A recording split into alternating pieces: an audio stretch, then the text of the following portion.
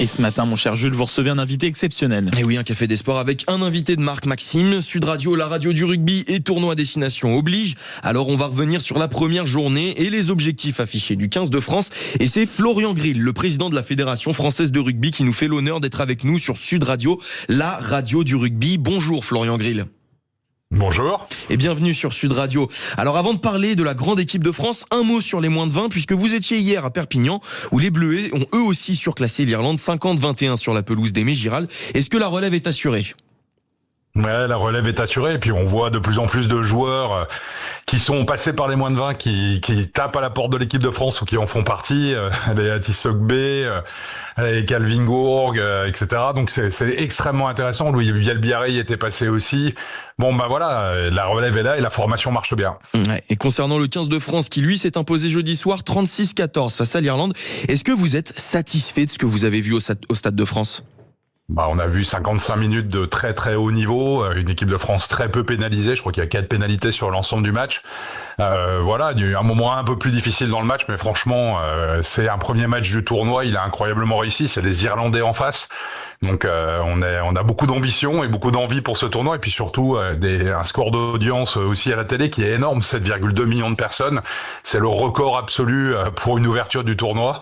Donc ouais, ça démarre bien chez les moins de 20 et chez les grands, et c'est formidable. Ouais, ça montre bien l'engouement qu'il y a autour de cette équipe de France. On va revenir un petit peu sur la discipline, vous l'avez souligné, seulement 4 pénalités concédées, la première à la 45e minute du match. On avait un petit peu le sentiment que c'était un des points faibles de cette équipe. Est-ce que finalement ça va devenir une force dorénavant ? C'est quelque chose qui a été beaucoup travaillé ? Oui, bah, les situations peuvent souvent être remises en question, mais je sais qu'il y a un staff autour de Fabien qui bosse énormément. Ils sont dès 6h du matin tous les jours quand ils sont à Marcoussis sur le pont. Je peux vous dire que voilà, il y a un travail considérable qui est fait. Il y a une génération, et on voit que la génération suivante arrive aussi et tape à la porte, et qui fonctionne. On a fait un gros travail, nous, avec une nouvelle convention avec la Ligue nationale de rugby, ce qui fait qu'on travaille très bien pour le haut niveau, à la fois chez les jeunes et à la fois chez les grands. Bon bah voilà, on est en train de mettre les ingrédients, les choses dans le bon ordre pour que le rugby français performe, à la fois en top 14, en Pro D2, chez nos jeunes, et puis chez les grands. Et puis tout fonctionne, donc les planètes s'alignent, c'est bien. Eh ben on peut le dire, si ça performe, hein, l'objectif c'est le sacre à l'issue du tournoi, voire le grand chelem, j'imagine. Oui, mais de toute façon, moi, j'ai jamais donné d'objectif aux joueurs et au staff, parce que quand ils rentrent sur le terrain, ils ont qu'une envie, c'est de gagner. Mais c'est évident que compte tenu des générations qu'on a, compte tenu du travail qu'on fait avec la Ligue nationale de rugby et avec les clubs, notre objectif, c'est que le rugby français il soit au plus haut et qu'on soit un jour champion du monde, qu'on a le tournoi là, et puis que demain on soit champion du monde chez les filles comme chez les garçons. Voilà, donc mais le travail, il y a que le travail qui paye, et c'est ce qu'on fait. On bosse à tous les niveaux, et ça avance. Moi, j'ai Jean-Marc Lermet à mes côtés sur cette partie haut niveau. J'ai Abdelatif Benazi sur le lien avec l'international. Tout avance. On est même en train de redresser financièrement la Fédé, donc voilà, le travail finit par payer. C'est bien qu'il en soit ainsi. Le travail finit par payer. Il y avait aussi un petit peu de doute autour de l'équipe de France, notamment avec la non-sélection des cadres Aldrid, Penaud, Ficou. Finalement, Fabien Galtier, il a eu raison de se passer de ces derniers quand on voit le résultat face à l'Irlande.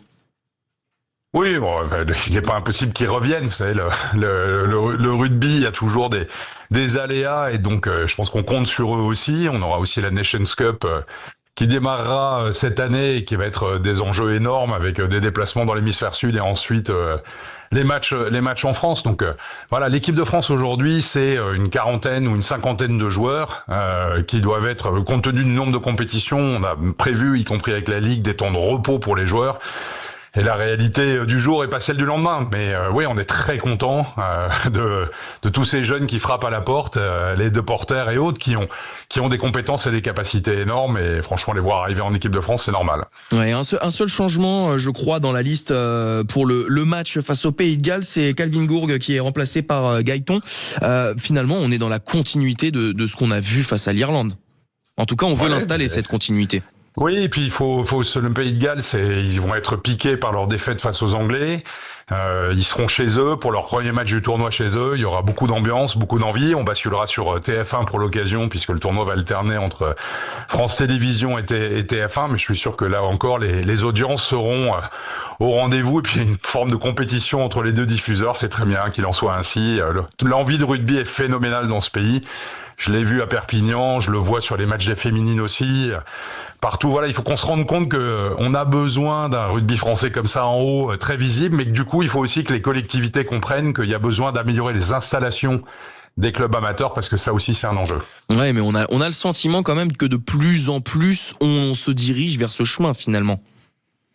Bah c'est l'objectif. On veut des vestiaires féminins, il y a plein de gens qui ont envie de pratiquer le rugby. On est à la 3e année de croissance consécutive des licenciés. Et en fait, il faut que ça suive en termes d'installation, parce qu'on n'a que 2000 clubs de rugby en France. Par comparaison, il y a 13 000 clubs de football. Donc, moi, on joue au planté de poteaux, c'est mettre des poteaux de rugby là où il y en a pas forcément. On crée des antennes pour que le rugby soit réparti sur tout le territoire. On voit des croissances avec le club de Vannes en Bretagne. On a 48% de croissance des licenciés en Bretagne. Le rugby, en fait, il y a envie de rugby partout sur le territoire, y compris dans des régions qui étaient moins rugby à l'origine. Bon, là, on est avec vous, Sud Radio, on est dans une région où le rugby est très implanté. Mais en même temps, on a des territoires, y compris dans le sud. Je prends Marseille toujours en exemple, où il y a que 3 clubs de rugby pour 1 million d'habitants. Voilà. Le rugby, on en veut partout parce que c'est aussi un rôle éducatif. Et qu'on apprend des belles valeurs, à commencer par le respect. Ouais, et puis on espère qu'il y aura de nouvelles places fortes du rugby un petit peu partout dans l'Hexagone. Puis donc prochain rendez-vous la semaine prochaine face à Cardiff, face au Pays de Galles, qui, vous l'avez dit, a pris une petite déculottée face à l'Angleterre, 48-7 hier. Grosse défaite donc. Est-ce que ça change l'état d'esprit et la façon d'aborder la rencontre ? Absolument pas. Vous savez, on sait au rugby que l'orgueil compte, et je suis sûr que les Gallois, qui sont un grand pays du rugby, ils seront piqués par cette défaite, avec l'envie de réussir leur premier match à domicile et de montrer quelque chose face aux Français. Donc, on prend le match très au sérieux, et je pense que Fabien et ses équipes sauront motiver tout le monde, parce que l'enjeu est énorme. On a des choses très belles à faire cette année. On a la perspective de la Coupe du Monde en Australie. Tout le monde a envie de rugby, tout le monde est piqué, tout le monde est motivé. Et voilà, c'est comme ça que le rugby doit être. Et puis on doit montrer un bel exemple, et on doit faire nation. Toute la nation se retrouve derrière le rugby français. On est dans une période un peu trouble. Et je pense que le rugby apporte le sourire. Ouais, le rugby apporte le sourire. Et puis, si le 15 de France gagne, on aura encore plus le sourire. On souhaite le meilleur à cette équipe de France pour la suite du tournoi Destination. Merci beaucoup, Florian Grill, président de la Fédération française de rugby, d'avoir été avec nous ce matin sur Sud Radio, la radio du rugby. Et merci à vous, mon cher Jules Boscherini, pour avoir réussi à décrocher cet entretien exceptionnel, comme vous l'avez répété, sur Sud Radio, la radio du rugby. Et tous les matchs importants que vous venez de citer, ce sera évidemment écouté sur quoi ? Sur Sud Radio, évidemment, toujours avec la troupe que vous connaissez parfaitement. Dans un instant, on change de registre, quoique c'est lié, puisqu'on a parlé de difficultés financières, ou en tout cas de trésorerie qui est petit à petit en train de se refaire. C'est votre parenthèse économique du dimanche. Il entre dans ce studio. C'est Monsieur Thomas Binet. Osez entreprendre et osez investir. À tout de suite.